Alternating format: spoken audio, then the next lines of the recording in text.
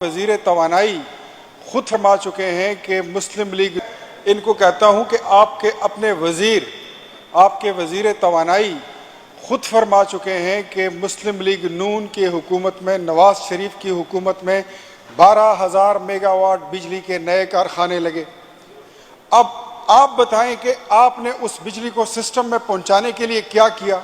आप तो कहते थे गुज़श्ता हुकूमत में कि हमारे पास हज़ारों मेगावाट की बिजली बनी पड़ी है और नवाज शरीफ की हुकूमत उसको छोड़ती नहीं है कि हम उसको तारों में डाल दें। तो अब आपको किसने रोका हुआ है? 3 साल इस हुकूमत में हो गए, आपने अभी तक ट्रांसमिशन लाइन पे क्या काम किया? 18 घंटे बिजली बंद रही, लोग मरते रहे, सड़ते रहे। यकीन करें कि हमारे लोगों ने एहतजाज के लिए हम पे बहुत प्रेशर डाला, लेकिन हमने उस पर सस्ती शोहरत हासिल करने की कोशिश नहीं की। हम चाहते हैं कि लोगों का काम हो, लोगों का मसला हल हो। 3 दिन 4 दिन ट्रांसफार्मर जल जाए तो वापडा के पास ट्रांसफार्मर नहीं होते। और हालत आपकी यह है, आपने हर इदारे को इतना पॉलिटिसाइज कर दिया कि वापडा के एक्सीएन का दफ्तर ऐसे लगता है कि वो पीटीआई का दफ्तर बना हुआ है।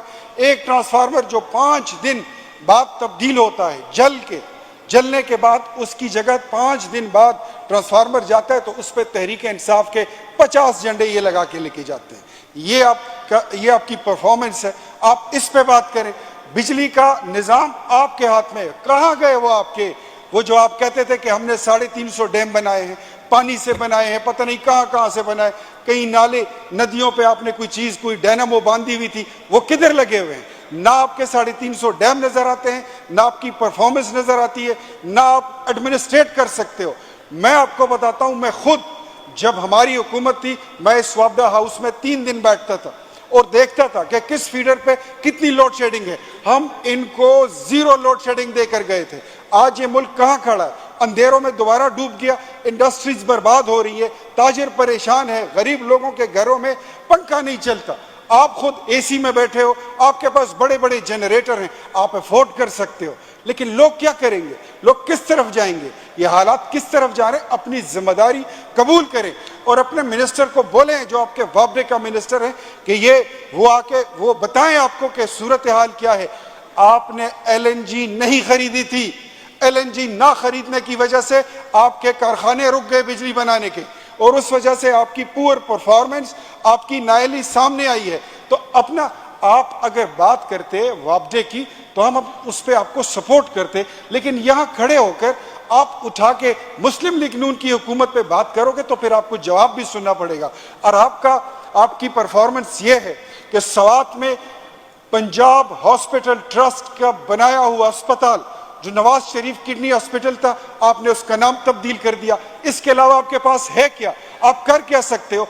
अगर उस अस्पताल का नाम, अव्वल तो आपके पास ना कोई कानूनी और आईनी दस्तूरी इख्तियारात हैं कि आप उस अस्पताल का नाम चेंज करें, और अगर आप करेंगे आप उसको दलील के साथ साबित कर सकते हैं। तो पहली दलील यह है कि शौकत खानम अस्पताल का नाम तब्दील होना चाहिए, उसका नाम भी किसी हीरो के नाम पे रख दें, इस सूबे के सरदार अब्दुल रब निश्तर के नाम से रख दें, अल्लामा इकबाल के नाम से रख दें। उस पर फिर क्या हक है कि आप उसका नाम शौकत खानम अस्पताल रखते हैं? वो अस्पताल जिसके लिए जमीन लाहौर में नवाज शरीफ ने दी थी, 50 करोड़ रुपए नकद दिए थे, यहाँ पे उसको प्लॉट अवामी नेशनल पार्टी की हुकूमत में मिला था।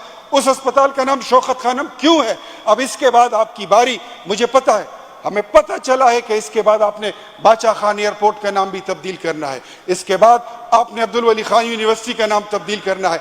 आप तब्दीली इसको कहते हो? लानत है ऐसी तब्दीली पे जब आप कौमी लीडरों के नामों को बर्दाश्त नहीं कर सकते।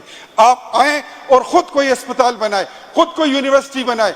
आपके सवात में वजीर आला साहब क्यों नहीं बनाते हैं? कोई यूनिवर्सिटी बनाए, पेशावर में जरूरत है यहां बनाए, उस पर अपनी तख्ती लगाएं, आपके लीडर का नाम उस पर लिख दें, हम उसको अप्रिशिएट करेंगे। खुद आप कुछ काम कर नहीं सकते हैं। कोई अस्पताल नहीं बनाया आपने, कोई यूनिवर्सिटी नहीं बनाई, कोई नए स्कूल नहीं बन रहे, कोई नया बड़ा कारखाना नहीं लग रहा।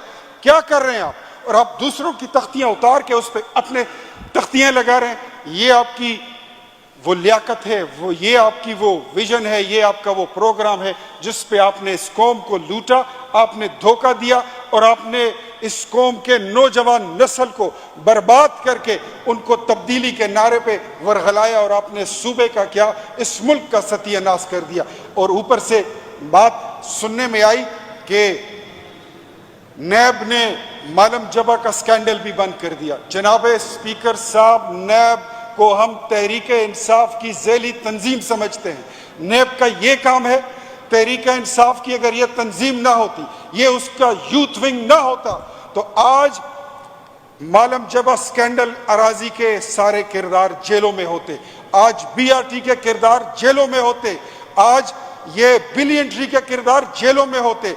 इसने खुद कहा था चेयरमैन नैब ने कि अगर मेरे पास कोई मजबूत केस है जिसमें करप्शन पूरी साबित हो चुकी है तो वो नैब का जो मालम जबे का स्कैंडल है वो वही है। उसको बंद कर दिया गया। क्यों? बुलाएं जरा, नैब से पूछें कि क्या उसमें क्या ऐसी चीज थी, आपको कौन से शवाहिद चाहिए। ये हालत है।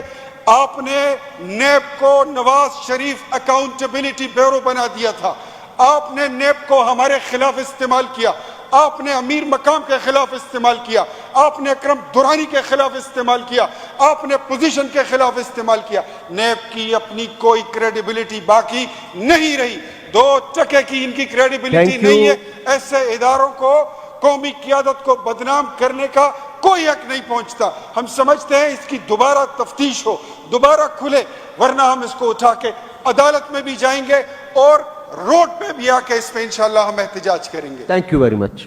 अमायूर खान साहब।